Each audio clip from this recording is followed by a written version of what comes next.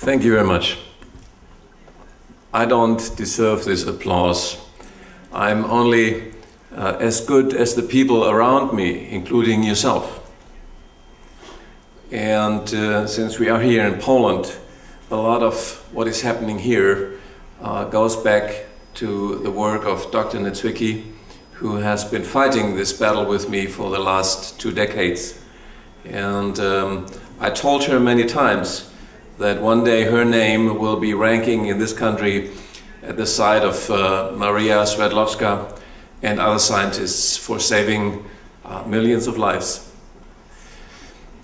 So, a lot of things have already been stated tonight about health, about the political context.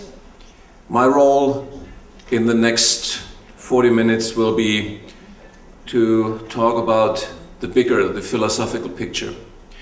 This meeting takes place at a very crucial point of history. It's about life. It's about life as the very essence of our being. I will not be able to explain all the details of what needs to be said, so I'm encouraging you to fill out the request for the DVD. We will put the presentations of tonight online, so you will be able to watch them. So if some of the slides are too fast, you have the possibility to see them again and study them again in detail.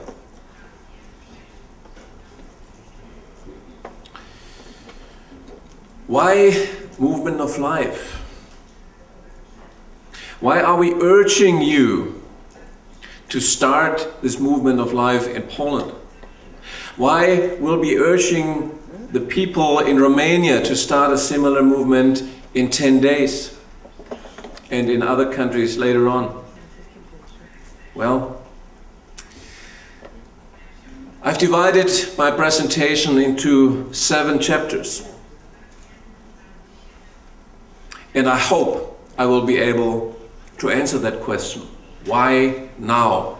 Why we? Why you? The first chapter is we need to reflect about the very fundamental forces that brought us here today. Not 10 years ago, not 100 years ago, but thousands of generations ago. The forces of life created the environment where we live. This is the only planet in the universe where there's an atmosphere for life, as far as we know. The forces of life created life on this planet. The forces of life created human beings, us, on this planet. The forces of life created the plants we eat and we need for our bodies functioning.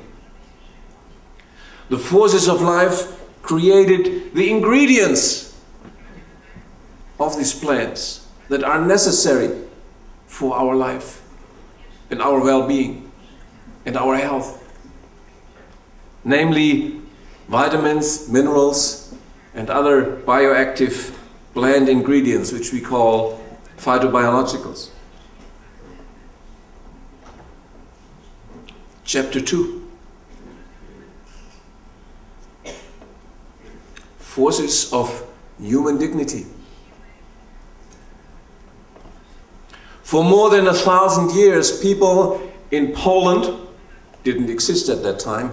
People in Europe didn't exist as a continent at that time. We're living in complete illiteracy. In fact, the only difference from the animals on their farms was that they were walking upright on 2 legs. Because they couldn't read and write, they could not participate in life. They could not contribute. They could not learn. They could not develop humanity.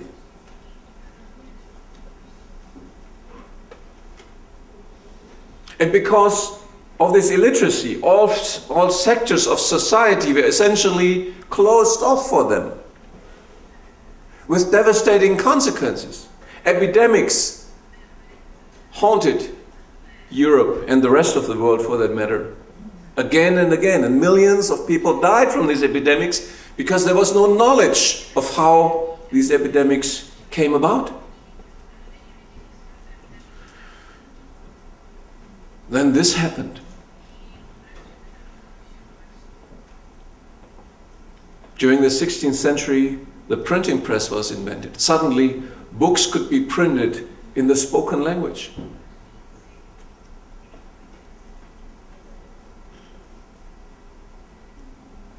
Within 1 century, the majority of people, of common people, of people like you and me, could learn to read and write, could participate.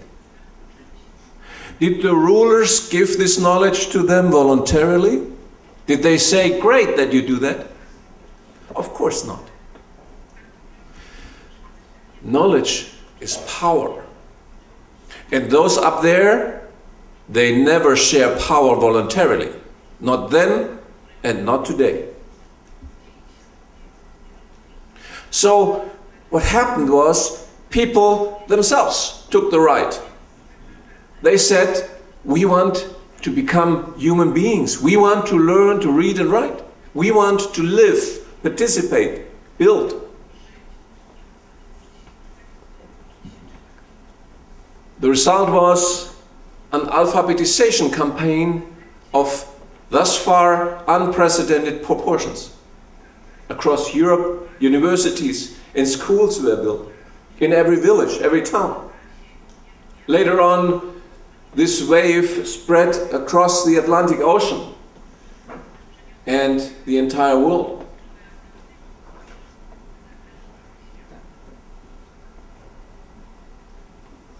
And over time, all areas of society benefited from knowledge. Epidemics were no longer the fate of heaven, or a curse, or a random event. Louis Pasteur discovered that epidemics are caused by tiny little microorganisms. And of course, him and his colleagues were responsible that these infectious diseases, many of them at least, became controllable.